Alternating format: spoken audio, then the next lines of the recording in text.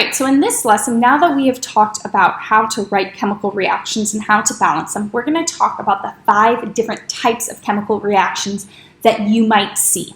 Okay? So there are a total of 5. The first one is synthesis. So I'm going to show you just the generic breakup of them and go through all 5 of them, and then we're going to go back and practice with them.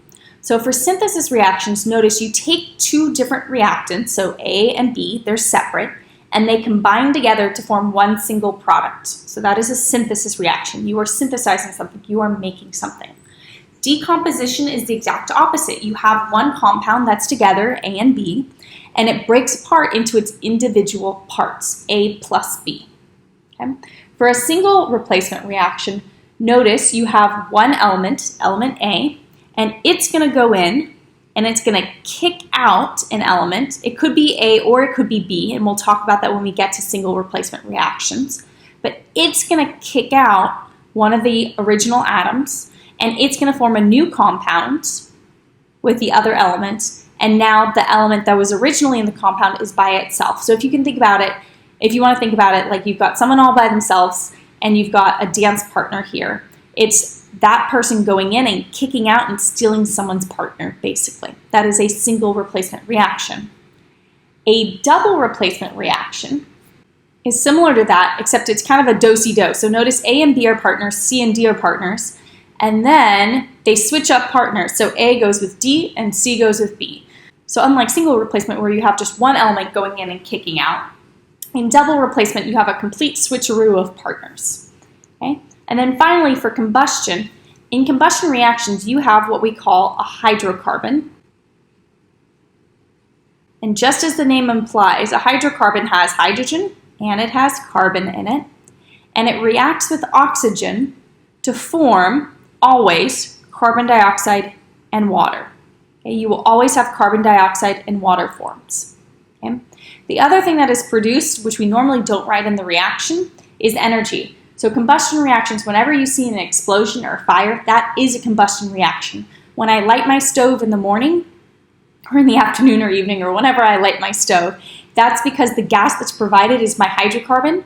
It is reacting with oxygen that is in the air, and it produces carbon dioxide and water. Okay, so if you ever see just carbon dioxide and water as your products, and a hydrocarbon and oxygen as your reactants, then you have a combustion reaction. Okay? So let's look at a couple of examples here.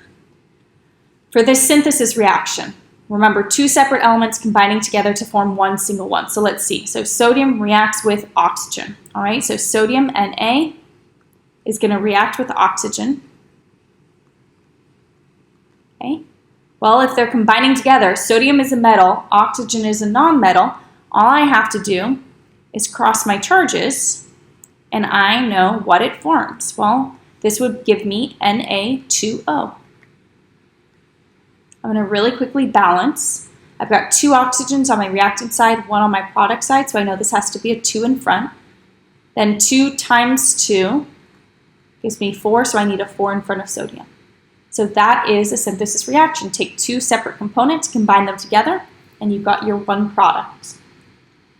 Okay, let's look at a decomposition reaction. Remember, you've got one compound, so in this example, HCl, and it's going to break up into its component elements. Well, you've got hydrogen and you've got chlorine. The one thing you need to be careful about here, normally this would be perfectly fine to write, except hydrogen and chlorine are both diatomic elements. So instead of writing H and Cl, I'm going to write H2 and Cl2.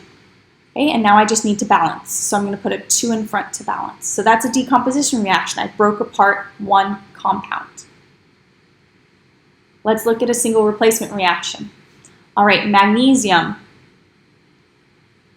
reacts with sodium nitrate. So remember, sodium has a +1 charge.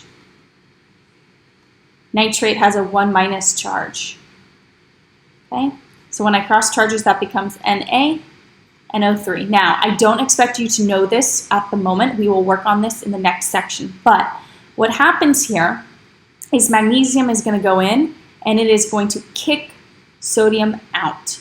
And so what you end up getting is magnesium now forming a new compound with nitrate. So magnesium now forms a new compound with nitrate. So I've got to figure out what that compound would be. So that will be MgNO3 because I crossed my charges. And then sodium got kicked out, so it's going to be all by itself. And remember, sodium can be by itself because it is not diatomic. Okay?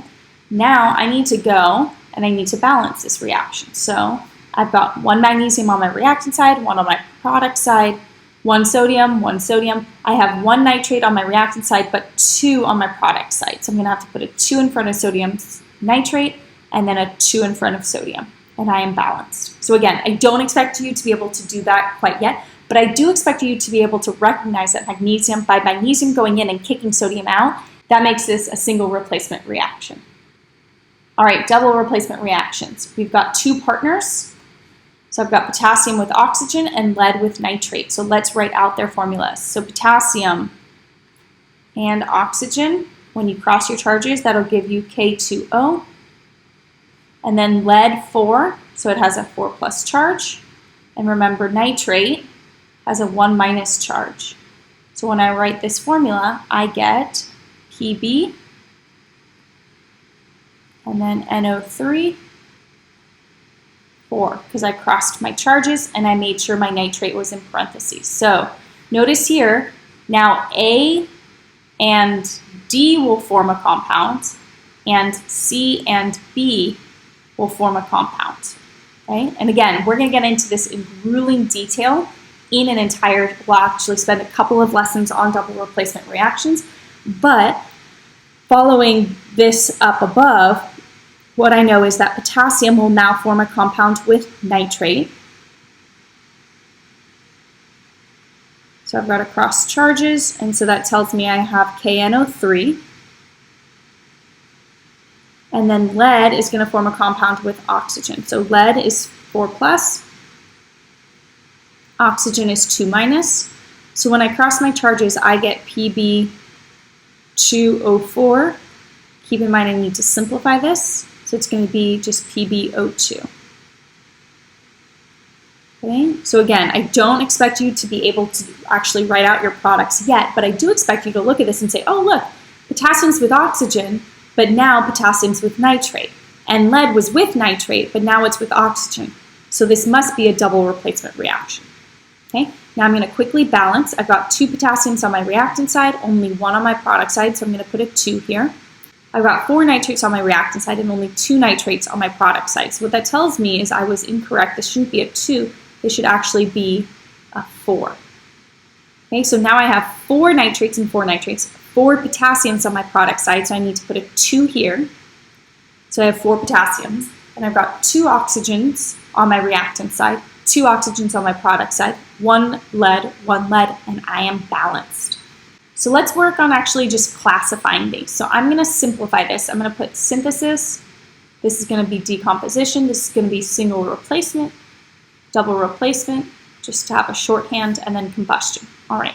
So notice, for example, 1, I've got hydrogen and bromine reacting together to form 1 compound. So this is going to be a synthesis reaction. Okay. For the next one, notice silver, nitrate, and sodium chloride react to form, well, notice silver now becomes a new compound with chlorine, and sodium becomes a new compound with nitrate. So I have a do-si-do of partners. So this is going to be a double replacement reaction. For example 3, notice I've got 1 molecule and it is breaking up into 2 individual parts. So as soon as you have 1 molecule breaking up into 2, that's going to be a decomposition reaction. For example 4, I've got 1 element going in, and notice what zinc does is it goes in and it kicks copper out. And we can see that by looking at our products. Copper is all by itself and zinc is now with chlorine. So I know that that is a single replacement reaction because 1 element went in and kicked out another element to form a new compound. And for the final reaction, I've got a lovely hydrocarbon here. It's reacting with oxygen to form carbon dioxide and water. And so remember, if you have a hydrocarbon reacting with oxygen and your product is only carbon dioxide and water, I know that this is going to be a combustion reaction.